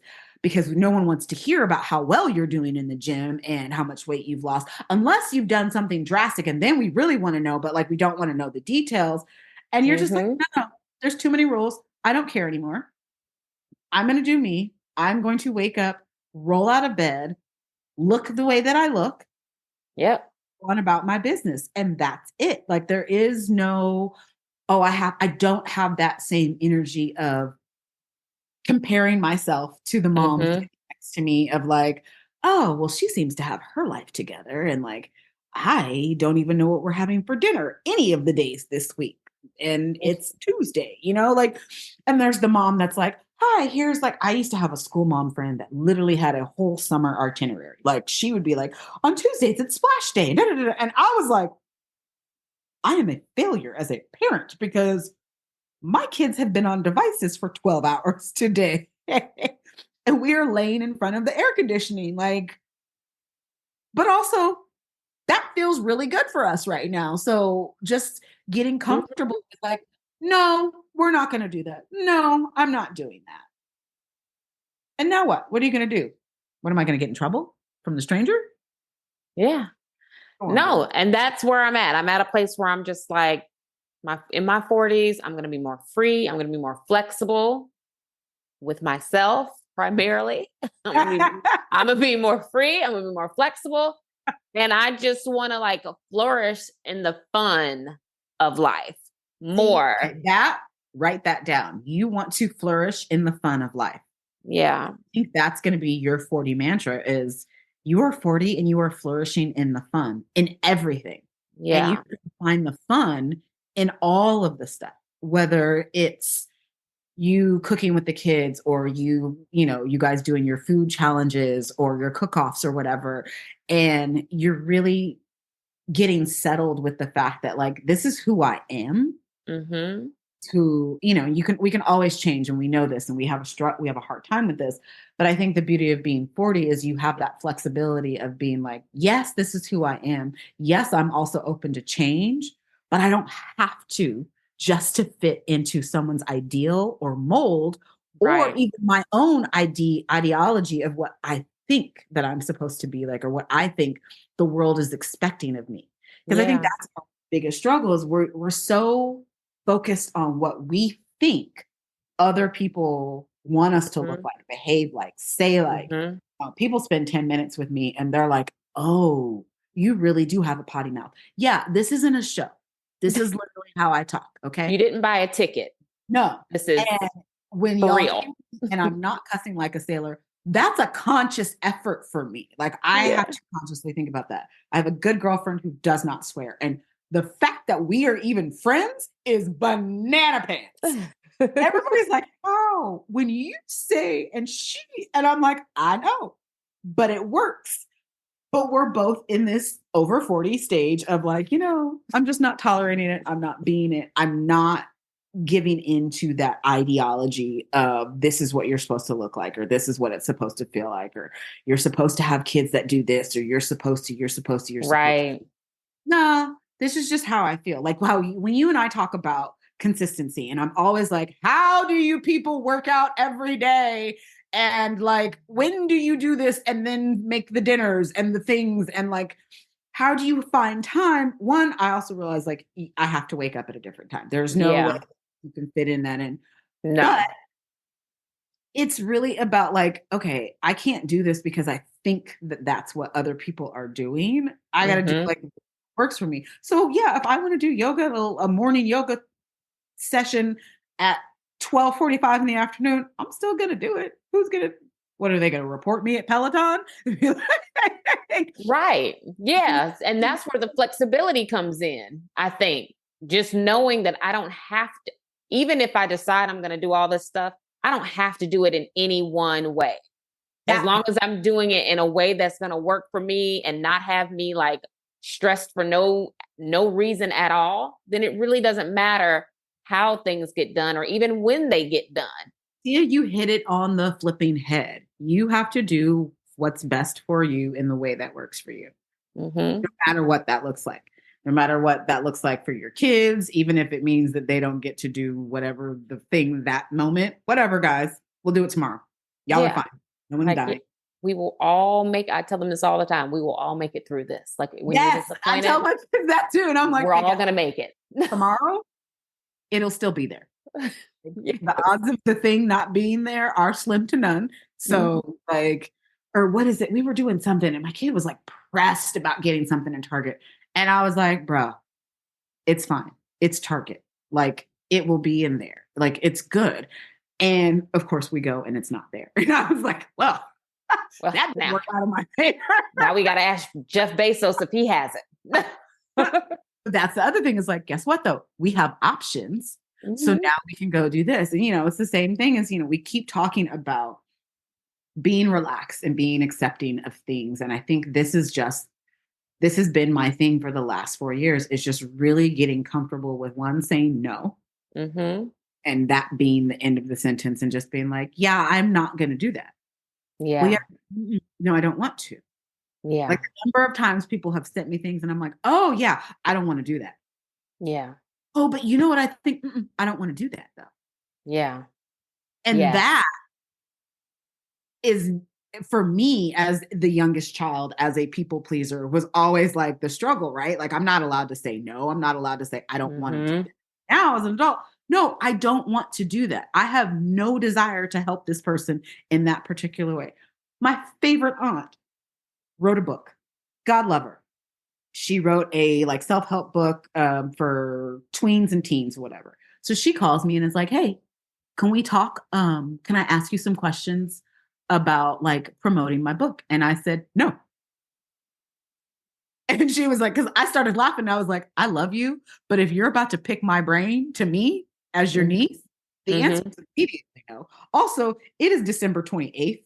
I don't want to think about a single thing right now other than the amount of cheese that I'm going to have for the next 4 days. Like, I was, and I love this lady from the word go, but I had to tell her, no, No, I yeah. don't want to do that. I can tell you all of these things, but guess what? That would require me to do a certain amount of things. And not just Mhm. that requires me now to do these things. I don't want to do that. So in order for Yeah. me to feel comfortable and you and I to maintain a certain level of relationship, I'm going to tell you no. And Mhm. it's no shade and it has nothing to do with you as a person and that I don't wish you well because I do. Mhm. But no, the way that my brain and my mental capacity is set up, the answer is no. I've had to tell my brother certain things in regards to care for our ailing parent. No, I don't want to do that, or I don't have capacity, which I think is the struggling thing for him because he doesn't have kids. So he's definitely like, well, I don't understand. Da, da, da, da. And I'm like, Yeah. oh, Yeah.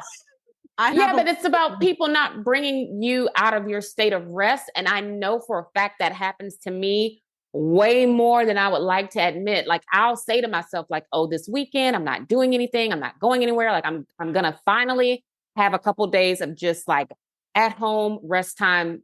And then something will happen, Mhm. or someone will call me, or like whatever, just whatever. And I joke and tell my husband all the time, I was like, it's almost like the universe, or perhaps just these people, it's like they know, they can hear me in here talking, and they'll hear me say like, oh, I'm gonna rest, or she's about to sit down, somebody call her and ask her a question. You know what I'm saying? Somebody tell her we want to stop by, or tell. And I need to work on that. Is one thing I need to work on. I need to work on saying like, no, like, I need to rest, and I can't rest if I'm always hosting something, or if I'm always doing something with or for somebody. Then when am I supposed to rest if I'm always like on the go, and always will in my mind I say like, I'm at service way too much. Like, I'm at Mhm. service to other, well, due to the nature of my job, yes, but then also just with the people in my life, I'm like, I'm at service way too much, and I need to figure out a way. And it's basically just saying no, which is what you just said. I need to figure out a way to pull back on some of that, because if I did, it would create plenty of time for me to like have this restful. Rest. And you could reset Mhm. yourself. We talk Yeah. about the Sunday reset of the house, right? Where people are like, oh, I got to reset my house. But for me, it's not even about resetting my house. It's resetting my spirit and my intentionality. So for me, Sunday is a day of transition. My kids go back to their dad and Mhm. I reset myself and they reset themselves. So I try to make Sunday as easy as possible. So Mhm. even if my mom was like, hey, do you want to? No, I don't actually. I don't Yeah. want to do any of those things on a Sunday. I would actually like to just sit and be still. And it took the last 4 years of me being like, no, no, Yeah. even to my mother to be like, oh, well, can your son come by? Can my sweet grandson? Nah, because that means I got to drive him Yes, it or you're requires going work to from pick him up. me. That means I have to get out of my house to go pick him Mhm. up because you don't drive at night, which means I now have to rethink my whole day. And oh, by the way, Mhm. did you feed him? Otherwise, I got to stop and get dinner for him. And that turns into a whole thing. And I don't want to do that. And I Yeah. told dad one day, I was like, hey, listen, so that doesn't work for me. Can we just meet in the middle? Because I don't want to drive all the way. This, like, my leg is bothering me. It's a whole situation. And I was like really proud of myself, like, wow, I just kind of like stood up for myself without like, Yeah. sometimes you have to be the one to be like, put those boundaries down. I've had to do it with my own father, with my brother, with family members, people that I love, and absolutely had to just be like, yeah, no, Yeah, no. because I'm truly tapped out. And I think one thing about me that I'm not so great at is probably being more transparent with people, Mhm. and letting them know, like, hey, no, I'm at my max. Like, Mhm. I'm tapped out. I'm tired. Like, But people I often need think to reset. your max isn't actually your max. They're always like, oh, well, it's just one little thing, but not realizing sometimes it's that one little thing that will take that whole pile and make it collapse. Right. Because, like you were saying, people don't realize how many small tasks are attached to whatever the big ask is. Yeah. So if you ask me to come to something, or if you ask me if I can come help you out, whatever, that's your big ask. But in order for me to do this thing for you, I have to make sure, like, is my husband going to be home? What are they going to eat? Case in point, What because time I am I know going to you live leave? further out like I do. So if you got to go to Yeah. something in the city and you're like, okay, so it's going to take me 45 minutes to get there. So we're all Mhm. doing backwards math at this point. Okay, it's going to Yep. take me 45 minutes to get there. So I need to leave by this time, which means I got to make sure the kids have food. They've started their homework. Someone's going to be Mhm. home to watch them, or my husband's going to be coming home at XYZ time. So that'll be just enough time for me to give him a kiss and run out the door Yep. and pray that there's no traffic or any Hmm. other unforeseen anything. And then that's how we get in this anxiety spiral. Right. Yep. Because now you're like, okay, I got to do all these things. When I didn't have to have none of that going on. If I just None of it. said no, and I could have kept But my no, behind sitting I'm not right going. down. I will support you via love and hearts on Instagram, Yeah. from the safety and warmth of my couch.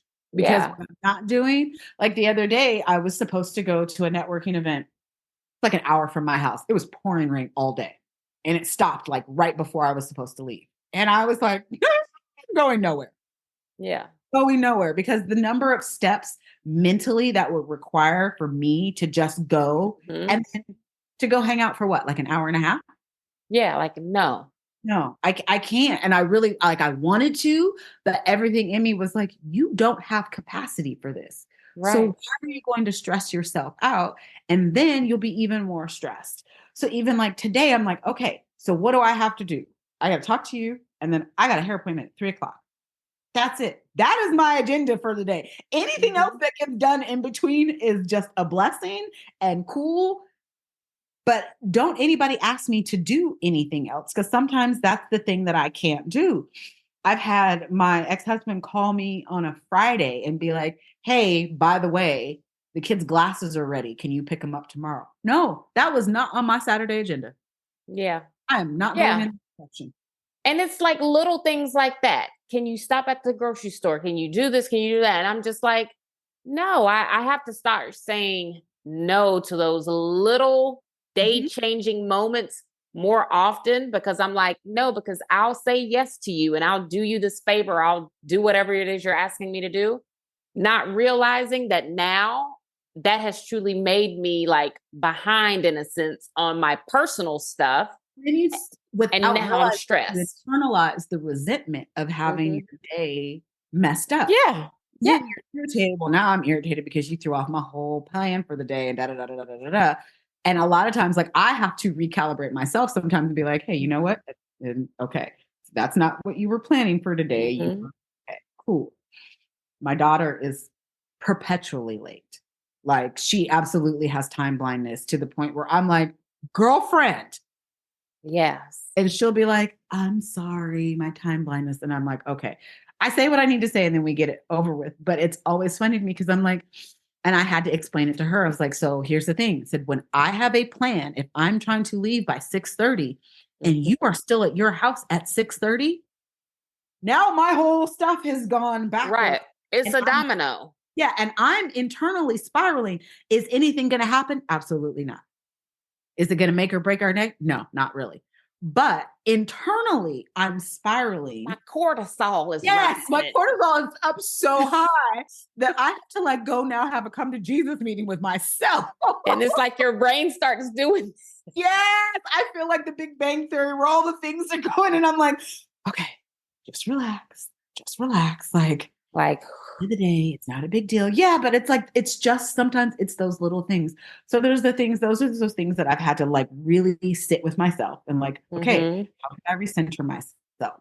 What can I do? Okay, can we dance it out? Let's do that. Can we go write something down? And sometimes it is just like, yo, she pissed me off to the entire level of passivity today. Yeah. And that's it. Like, okay, I just needed to get that out. And now we can go on about our business. There's times where I've called her and be like, girlfriend, hey, so here's where you got me messed up at. Yes. This is why. And this is how you mess things up. And now and I have to say this because I got to get this out because I don't want to rage at you for no reason or go off about some little thing. But this is what bothered me. And inevitably, and I really appreciate this about my child, she'll be like, I'm so sorry for being late and messing up your plan. I didn't think about this. And I'm like, well, now I feel like an asshole. Well, now, gee whiz. But see, that's what's going to be in my journal, Amber. In my journal, it's going to be probably starting out the Moesha musical play. And I'll be like, this is where they had me messed up today. And then I will do a litany of like. And so that's the beauty of journaling because it's your shit, right? It's everything that you need to get out. It doesn't. This is why I always laugh when people are like, yeah, but I don't journal like that. Like I know people do these pretty bullet point journals and they color and they do all kinds of things. Nope. I'm literally going to be like the handwriting of a serial killer. Yes. And I can tell, this is my favorite thing about journaling. I can tell what kind of mindset I'm in by the way that my handwriting looks. Because if it is straight up and down, then I am clear. I am writing. I am. If it is slanted, like a complete, like, and not even like slanted, like the word. I mean, like all of my words are at a right angle. I'm like, I was feeling some type of way over here. Like, and if it's completely illegible to where I'm like, oh, wait, is that an L or a T? Like, what are we doing here? But sometimes I literally have to just word vomit and get that stuff out. And then I feel so much better. And sometimes it's just like, oh, I need 10 minutes. I will take my journal to pick up with me if I'm having a day. Like I was literally sitting in the car. Who was I waiting on? It was some child. I don't know which one it was, but I was waiting on one of them the other day and was like, don't mind if I do. Like, yeah. See, and I feel like that's going to help me. Like just journaling will help me get a lot of my thoughts out or a lot of my feelings out. I feel like it's also going to be a great way for me to just document this like milestone year. And I feel like it's going to be special. Look back and see. Yeah. This is where I was when I turned 40 and this is where I'm at 41. And this is where I'm at now. This is the growth. This was me then, and this is me now. Yes. And I feel like that is part of my favorite part about journaling. Aside from the cringe where I'm like, oh, dear God. Yes, but that's what I need. I need a place to put like my cringy stuff. Because you don't want it to live in your head. Because I don't want it to live in my head, but those are like the truth things that I'm thinking like, ooh, but I need a like I said, you have to have a safe place to just jot it down and get it out because you don't want, and here's the things with thoughts. And this is where my woo-woo stuff gets back in, right? So our thoughts become our actions and our deeds. And that is the energy that we start carrying around with us, whether or not we realize it or not. Yeah. A lot of times is we're carrying all of this pent up energy and stress because we don't have a safe space. Yes, you might Mm-hmm. have a friend or you might have your husband that you can vent to, but even they're not going to get it. And then you still have to explain yourself. Right. With journaling, you don't have to explain anything. You can just be like, they pissed me off. That's it. There Right. is no justification for the passivity or having to rationalize, oh, well, I could have done this. Because even when I find myself rationalizing in my journal, I'm like, no one is reading this. Why Yeah. am I trying to make myself sound better than I actually am? No, Right. Like you no need one's to gonna own stuff. see it. Yeah, and you have to own your own mistakes, but you need a safe space to put that energy into. And then you start feeling like, oh, okay, well, like what else can I do? What else? Who Yeah. else? Who else wants it today? Let's go. Yes. Who else wants to end up in my little vegan leather black My journal? burn book. I'm gonna, yeah, my own private little burn book. I'm gonna have to send you a picture of my journal. Please So do. Oh yeah, my because God. you're going to crack. You're gonna be like, oh, that's so you. I already know it's highfalutin and high quality. It's all embossed and glorious and gorgeous and soft and buttery leather. And It is the cutest thing. So I'm excited to like write in it and start my journey into my 40s. It's time for me to do school pickup. So Amber, I'm so thankful that you gave I know me we can chat time all during day. your day. Literally, we Yes. could chat Like all we're day. gonna move this to voice notes. Yeah, absolutely. Yeah, 100%. totally. It's not But like I'm not gonna talk to you again I today. literally like I love your show. I really appreciate you. I am so grateful for your friendship and our relationship these last few years. I mean, I've known you for 150 years, but I just love the growth and I love seeing you thrive in your lane. And it's been such a joy to me to watch my friends and people that I call friend excel in what it is that they do best and seeing how like you're literally like the best cheerleader I could possibly have. Like I joke about like you and LaShawn being in my head and in my back pocket. I have my Virgo bestie who's like the hater of don't buy that, you don't need that, yada yada yada in my head, right? And then you and LaShawn are always there telling me like, you can do it, you got this, you got this, you could do this, you could do this. And every morning, even the mornings when I'm like, I don't want to do this, I don't want to do this, but I'm really proud of myself for the consistency, and I really have Yeah. to thank for that. So I want to publicly give you your flowers, Miss Tia, ahead of your 40th birthday. Because first of all, you are 40, thriving, gorgeous, glowing. You have beautiful children. You have a beautiful husband. I love your family. I wish we were neighbors, which I don't think everybody else could handle, but Don't it's think the fine. cul-de-sac would be ready. Listen, you, me, the worthies, like I feel like they're not ready and it's fine. But I wanted to tell you specifically how proud of you I am and the work that you do and how you show up for Black women and women as a whole. And I think that's so important and things that we need in our lives. Like we were saying, the journaling is a safe space. You are a safe space for people to ask questions, to not feel silly. You know, I ask some of the most ridiculous, like, does that it's kind of and you don't make anybody feel silly for their questions or not understanding or not knowing how their body works or things like that. And you're just so supportive. And I don't think that I would be where I am in my like health and fitness and wellness journey if it weren't Mhm. for people like you in my life and being able to have you around and support and cheer me on. So that is me waxing poetic. You're rad. Well, thank you so much, Amber. I feel like you have been such a bright light in my life, and the way that you shine makes me feel freer to be myself. So when I see you, I'm like, dang, look at Amber, like living her life on her own terms, doing what she wants to do. And I know if she can do it, it's possible for me to do it. I just have to take the steps to, make that lifestyle mine too. So I appreciate you for that very same reason, because you just being you inspires me in a way that I don't even think I can put into words without being late for school pickup. We got to get those kids from school. Not me, Yes. though. I'll be Not safe. you, but I want you to go you're going to be super fine after your hair appointment. I mean, you're fine now, but we all know we love a new dude. Too and get my skincare. I want you to go ball out in Sephora, then get you something good to eat, go on down there and get your hair done. And then show me, like slide into my DMs and show me when it's over. Give me Oh a yeah, you sneak know, peek. there's no car selfie. Did we even get our hair done? Like, Yeah, did we even? Like if I don't, yes, did it happen? I don't think so. oh, Well, go you pick up your enjoy the kid. rest of your day. Yes, remember everybody when you're out, compliment a woman, say something nice to her, make her day, make her feel special. Let her know that you see her. Don't compare, don't compete, don't complain. What God has for you is for you, and never knock another woman's hustle. And I will talk to you all on the next episode of Tia's Table. Love you, girl. Bye.